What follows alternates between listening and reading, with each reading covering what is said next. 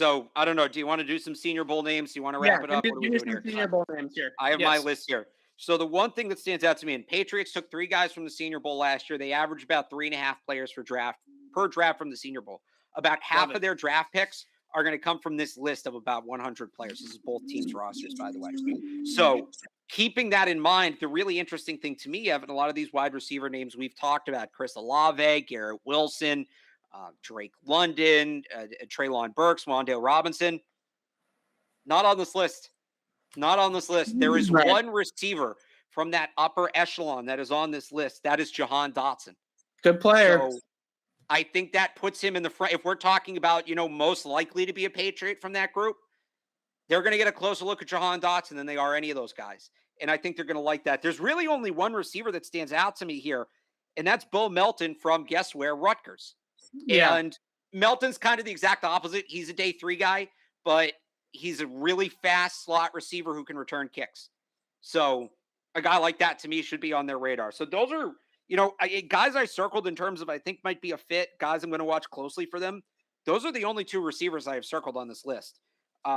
Meanwhile, so that's, I think, one of the biggest in terms of. Can I just say something quickly on Dotson? Yeah, go ahead. Yeah, so I have some reservations about Dotson because who he reminds me a little bit of is Jalen Reagor in Philadelphia, where you see his lower body and he is rocked up, right? He's explosive guy. You can see the speed, you can see the explosiveness in his lower half, and it translates in flashes on tape. But what I saw out of his release package and the fact that he couldn't get off the line of scrimmage against press coverage a lot of the time in some of the tape that I was able to see of his, there are a lot of instances of him getting jammed up, him getting held up at the line of scrimmage, and he doesn't fully understand what he's supposed to do with his releases just yet. Now, the thing that they could do with him in maybe what he ultimately is a Z, right? Where you play him off the line of scrimmage and you use rubs or you use stack alignments, you use slot alignments, you use motion to try to get him more free releases where he can just open it up. But when you line him up at the X and he tries to beat press coverage, it's hit or miss. And that's something that would concern me a little bit about him because his body type, the way that he plays the game, the Patriots would try to turn him into an X. I don't know if the Patriots would move him inside or play him off the line. Which is probably what they need to do. Right. So I think that he's somebody that I'm a little bit wary of just because of the press coverage reps that I saw. Yeah, and look, I think they could use a guy like that. I just don't. If that's the role you're going to fill, you're talking like that Z, right? Right.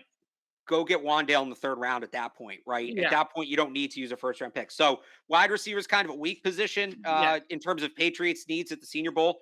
But pretty much every linebacker that's worth talking about, especially inside linebacker, is there. I'll give you a couple. Devin Lloyd's going to be there. Chad Mumma from Wyoming is the guy I really like. Quay Walker, maybe my draft crush on the defensive side of the ball. And did you watch Troy Anderson from Montana State? I haven't yet, but I did watch a little bit of Quay Walker just watching obviously Nakobe Dean today. Right. And he's somebody, Title, is he going to be there too? The other Georgia linebacker? I think both of those guys are. Channing Tindall. Yeah.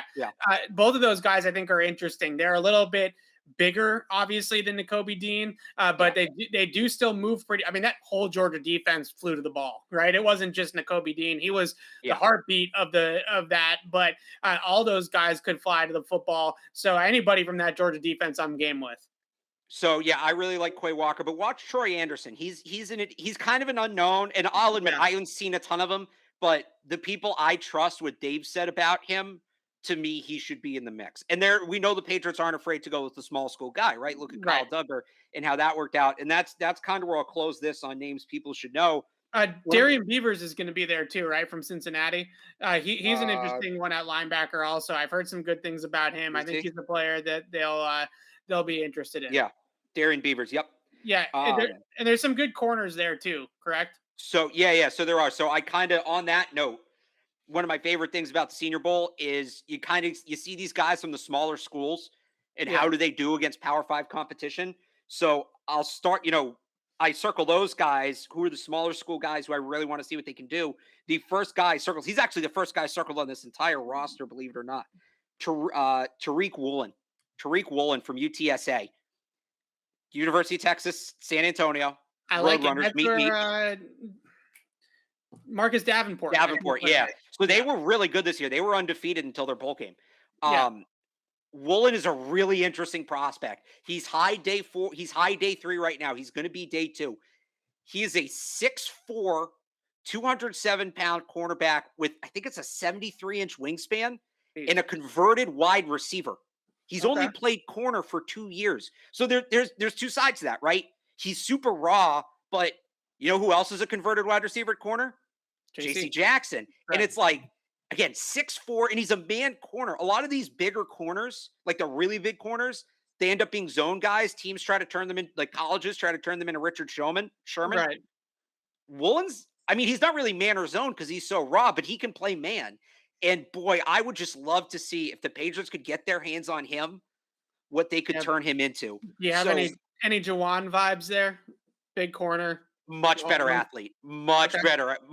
Like that's the thing. Like his stock's going to, and we'll see what he does at the combine and all of that. But the initial read I get on him is he's a much better athlete. And again, Jawan's like what, 6'2", 210? I think he's a little bit taller than that, but yeah, about this guy's 6'4".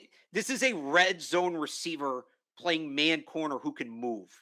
Okay. Like I don't entirely know what he is. I'm not saying they should definitely pick him or I'm totally sold on him. I'm just saying what's on the tape is watch him. Let's watch him and see what he turns into because he could be somebody. The other small school guys I really like, we'll call UConn a small school because it's football. Travis Jones, they got a defensive tackle there. Travis Jones, I like. People have talked about them needing a true nose tackle, a run stopper. He's a day 3 guy. I mentioned Troy Anderson, Montana State, the linebacker. Potential first-round tackle. He's like a 25 to 35 range. Trevor Penning, another one of these big tackles, is a guy who I think we're going to hear his name a lot in this process. So your guy's going to be there too at the tackle group. What? Darian Kennard's going to be there. So I was going to get to that in a second. The other small school guys, though, Chris Paul is a 4-position offensive lineman. What? Offensive lineman, not the basketball lineman. Yeah, no, 4-position offensive lineman from Tulsa. I like him. I don't think they're taking a tight end, but Isaiah Likely is a super fun player, and he's from Cambridge. So I'm rooting for him. He's fun. And then, the last point I would make on this, they ultimately didn't do that much. They were pretty good. I think in like 5 years, we're going to look back on this Kentucky team and wonder how they didn't win a national championship. There's so much freaking talent there, from Wan'Dale Robinson, who won't be at the Senior Bowl, to Darian Kennard, who will be, Josh Pascal, who's an edge rusher, who will be. I want to see him take somebody from Kentucky there. And that's just like the tip of the iceberg. I would love to see him watch all the Kentucky guys. And that's a great point in the chat. Imagine if they draft Chris Paul and Coby Bryant in the same draft. There you go. Goats. And only one of them is a guard. Darian Kennard's interesting to me because now that he's going to be at the Senior Bowl, I don't think any of the guys, I could be wrong about that. Was Justin Huron a Senior Bowl guy? I think there was one offensive lineman in the last couple of years that was a Senior Bowl guy. But regardless of that, it's as much as you want to see some of the flashier positions down at the Senior Bowl, it makes it really easy to evaluate some of these linemen in real engagements and real contact with pads on. And Darian Kennard, if he's somebody that pops for the Patriots over the next week, 21 might be a tiny bit high based off of some of the consensus that I've seen, but he fits more of he checks more of the boxes than, let's say, like an Isaiah Wynn, right? He's bigger, he's longer, he's more of your prototypical tackle boxes being checked in terms of a physical profile. So if he goes down there and has a good week of practice and blocks well and looks the part, I don't hate that pick at all for them in the back of the first round. Maybe you can trade back a little bit if you don't get some of your top guys, if Jordan Davis and the receivers that you like are all off the board or something like that, and you want to trade back to the late 20s and add another pick on day 2, you might be able to do that. So what I would say to that, and I'm a big Kennard guy, is one of my favorite players in this draft. I think him and Penning are similar players. They're kind of in similar standing in terms of the consensus and all of that, where they're going to go. I think I actually have it here right in front of me. The consensus big board, NFL mock draft database.com, I think has them like 3 spots apart, a little more than that. They have Penning at 26. They have Kennard at 37.